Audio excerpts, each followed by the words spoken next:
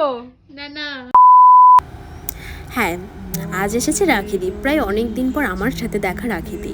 এই সেই প্রথমে এই যে শুরু হয়ে গেছে তার পাগলামি কিন্তু কোনো মতেই থামে না। আর হুট করে কিন্তু সে কান্না শুরু করে দিল। তোমরাই শোনো কেন কান্না করছে। কারোর সাথে মিশবো না।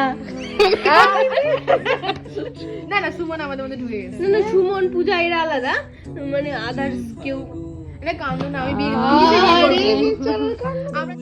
হ্যাঁ, তার বক্তব্য আমাদের সাথে অন্য কোনো পার্সনকে, আমাদের গ্রুপ ছাড়া অন্য কোনো মেয়ে পার্সনকে তার কোনো সহ্য হয় না যে আমরা তার সাথে ক্লোজড হয়ে ঘুরবো বা ফটো তুলবো, ঘুরতে যাব, কারণ সে এতটাই পজিটিভ।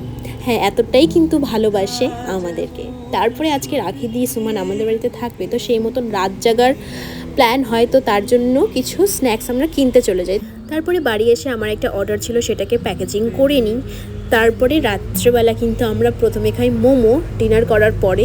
দেন এইদিকে দেখো, এত গল্প করেছি, এত এনজয় করেছি, রাত ভোর প্রায় 5টা অবধি জেগেছিলাম, যে আর কোনো ভিডিওর ক্লিপ নিয়ে নেই, শুধু এনজয় করে গেছি।